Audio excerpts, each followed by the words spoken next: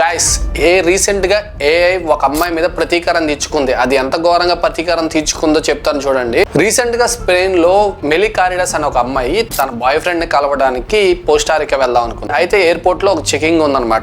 ఆ చెకింగ్ లో వీసా అయితే అవసరం లేదు, ఎలక్ట్రానిక్ సిస్టమ్ అయితే ఒకటి ఉంది, అదే ESTA అంటారు. ముందుగా దాన్ని అప్రూవ్ చేసుకున్న తర్వాత మాత్రమే తనను రిలీజ్ చేస్తారనమాట. అయితే అసలు ఎక్కడ తప్పు జరిగిందని చెప్పి మొత్తం బ్యాక్ వెళ్ళి మొత్తం రివైండ్ చేసుకుంటే అర్థమైంది ఏంటంటే, తను ఈ కోస్టారికా వెళ్లే ముందు చాట్ జీపీటీని అడిగిందట. అది డాక్యుమెంట్స్ ఏమైనా సబ్మిట్ చేయాలా లేదా ఇంకేమైనా కావాలా అని చెప్పి చాట్ జీపీటీని అడిగితే చాట్ జీపీటీ వీసా ఒకటి ఉంటే సరిపోతుంది, సో కోస్టారికాలో పలానా ప్లేస్ బాగుంటుంది, ఈ ప్లేస్ బాగుంటుంది అని చెప్పింది తప్ప ESTA అనే వెరిఫికేషన్ ఉంటుంది అని చెప్పి మాత్రం చెప్పలేదు. ఏంట్రా అని చెప్పి వెనక్కి వెళ్ళి చూస్తే తను చాట్ జీపీటీని విపరీతంగా తిట్టేదంట. ఎలాగంటే మామూలుగా ఒక జనరల్ గా ఒక ఫ్రెండ్ ని తిట్టినట్టు లేదంటే ఇంట్లో వాళ్ళని తిట్టినట్టు తిట్టేదంట. సో అదంతా బ్యాక్గ్రౌండ్ అంతా చెక్ చేసుకుని నువ్వు నాకు అబద్ధం చెప్పావు కదా, ఎందుకు అబద్ధం చెప్పావు అని చెప్పి చాట్ జీపీటీని అడిగితే, అవును నువ్వు నన్ను తిట్టావు కాబట్టి నేను నీకు అబద్ధం చెప్పానని చెప్పి చాట్ జీపీటీ ఆ రోజు ఆమె మీద పగ తీర్చుకుంది. గైస్ ఒకటి గుర్తు పెట్టుకోండి, ఏఐని ఎంతవరకు ఉపయోగించుకోవాలంటే మనకు తెలియని కొన్ని క్వశ్చన్లు అడిగి తెలుసుకోవడం వరకే, అంతేగాని మన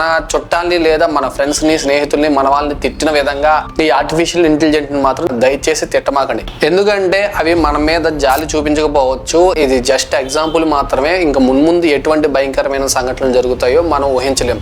సో గైస్ చాట్ జీపీటీ లాంటి ఏఐతో మీ పర్సనల్ విషయాలను మాత్రం దయచేసి వాటితో షేర్ చేసుకోకండి. గైస్ ఈ వీడియోని ఖచ్చితంగా మీ ఫ్రెండ్స్ అండ్ ఫ్యామిలీ మెంబర్స్కి షేర్ చేయండి.